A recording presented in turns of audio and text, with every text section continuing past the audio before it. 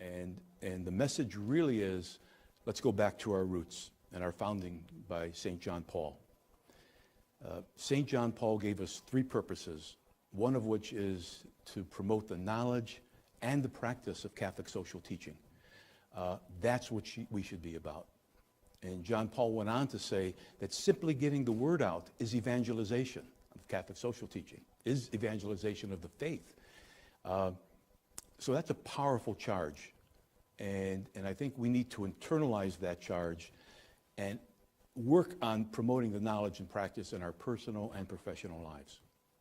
Most of us don't know what we don't know about what's happening digitally. Look at this kind of at two levels. Number one, what's happening right now? If you look at, there's 7 companies basically having a world monopoly in the area of the new economy. 4 American, Apple, Amazon, Google, and Facebook. 3 Chinese, Baidu, Alibaba, and Tencent. Those 7 control everything at some level. But what are they doing? It's not a normal business model. They don't control the product. They control the platform to combine the buyer and the seller. And they're multi-hundred million, billion-dollar companies. One of them might break $1 trillion soon.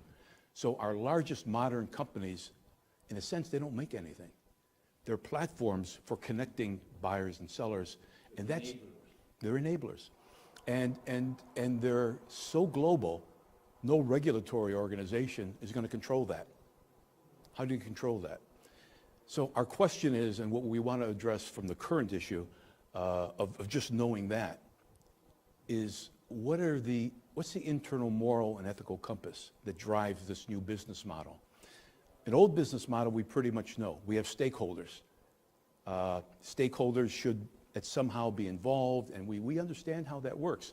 The old model is focused on both controlling your product and controlling its efficiency in getting it out. Nothing to do with the new businesses. So the model of stakeholder management, it's gone. There is none. How do you manage this in a global environment that cannot really be regulated going forward without an internal compass to define what is good, what's bad, how should we manage this? And that's just now. You take the 5G mobile network and the move to cloud computing, and it's going to fundamentally change the way we work. You're no longer tethered to a spot.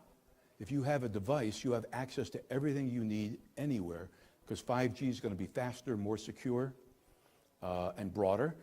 And cloud computing, everything's being stored in the cloud anyway. Why do you need to sit at a desk to access your data? What are the implications of that in the next 5 years in terms of work? You look at big data being collected by the likes of Google and Facebook. Huge already, and there's going to be more big data. Where's the downside of that? As Google and other companies and Facebook get more big data, Amazon, what they know is how to impact you personally, me personally. They're going to just figure that out through the algorithms that are being written to pass and push whatever they're after, almost targeted to me personally. Who's writing the algorithms to create that? I would say they're written by secularists, young people who understand human psychology and the ability to use big data to completely manipulate what you're going after. Think of young people being addicted to videos and how to get at them because they understand human psychology and they understand big data and how to get to you. What does that mean? What are the moral implications for secularists creating this environment where I could target you so personally, you will never know it, but they're doing it now in terms of, I think one of the founders of one of the big companies admitted it. They understand what addicts people to their product and especially target young people. How can that be right? What is the moral and ethical compass being used in this new digital world? If it's purely secularists, I'm afraid of that. Because on what values is that based? Money, or a soft power to accomplish what they want, whatever their ends are, be it money, politically, who knows? But the principles of Catholic social teaching, which should inform every lay leaders' conscience, then to go out and impact on the structures of society would change that. And I think what has to happen is that moral and ethical compass has to be reintroduced, focused on human dignity, solidarity, and subsidiarity, the three pillars of Catholic social teaching. And in fact, the foundation is considering establishing a permanent working group focused on ethics and the new economy and the new digital age to start getting ahead of that curve. Because the things I've just mentioned really pale to what's going to be coming in artificial intelligence. That is a big scary that no one is really focusing on. That is going to fundamentally create an ethical challenge for mankind, fundamentally. And it's right around the corner. Basically, AI, artificial intelligence, creates a self-improvement cycle within itself, I'm reading, surpassing all human knowledge. Now that sounds what's the word? The end of the world is coming. That's a piece of it. The other piece is there's a movement called transhumanism. I'm not sure you're familiar with it. I'm learning what it is.